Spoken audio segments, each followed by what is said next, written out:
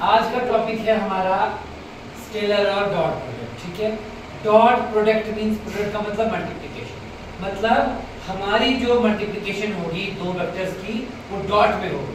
अब दो वेक्टर मान के चलो, vector A dot vector B, इस डॉट का मतलब क्या होता है? प्रोडक्ट। क्या मतलब होता है? पढ़ा ना मैथमेटिक्स में।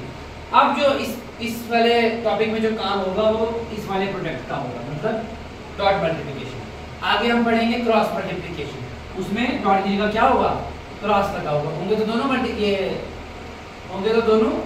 प्रोडक्ट ही, बट एक होगा डॉट प्रोडक्ट और एक होगा, मैंने लिखा है it is denoted by vector A dot vector B, और इसकी डेफिनेशन क्या है? It is defined as the product of magnitude of two vectors and cos का एंगल, इन दोनों के बीच में किसका एंगल होगा?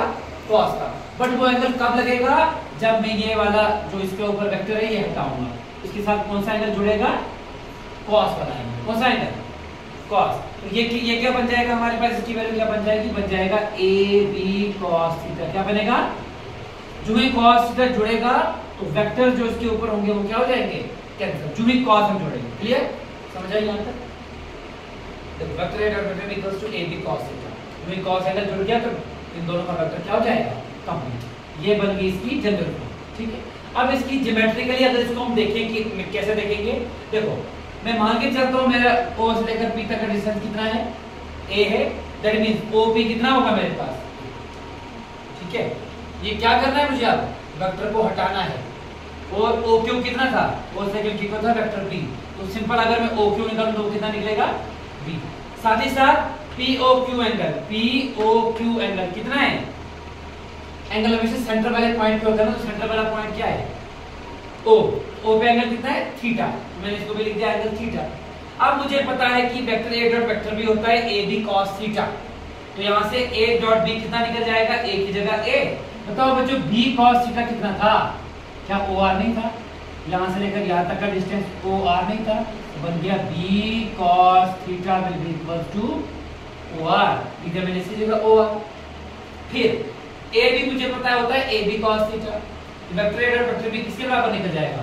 अब देखो B cos थीटा कितना था? B cos थीटा कितना था? इसमें से भी मैंने B को रख दिया बाहर और अंदर क्या बच गया? A cos theta.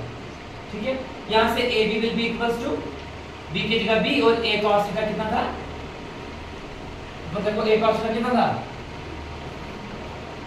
OS। यहां पर हमने B cos थीटा की बात की तो B cos थीटा की जगह लिख दिया OR। अब A cos थीटा है तो OQ, इसकी जगह क्या लिख दिया? इसलिए मैंने B को बाहर रख दिया और A को अंदर, क्योंकि मुझे पता था कि A cos थीटा कितना होता है? OS। क्लियर? ये आ गई एक चीज मेरे पास और ये आ गई दूसरी चीज। क्लियर यहां तक? फिर जो मैंने फिर ये क्या थी इन दोनों की जनरल फॉर्म? जनरल फॉर्म क्या है? जनरल फॉर्म क्या है? A vector A dot vector B equals to AB cos theta.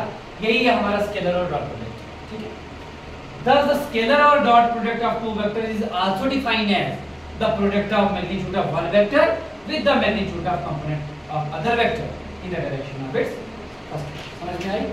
आपस में दोनों वेक्टरों का क्या लेना है? प्रोडक्ट लेना है और उसका मैग्नीट्यूड के साथ। मैंने मैग्नीट्यूड और डायरेक्शन किसकी? स्केलर की होती है ना, magnitude as well as direction. Mass भी होता है और डायरेक्शन भी होती है, इसलिए इनका ऊपर का जो वेक्टर है वो हटाना पड़ता है और कॉस वाला एंगल इसके साथ जोड़ देना पड़ता है इन दोनों के। क्लियर?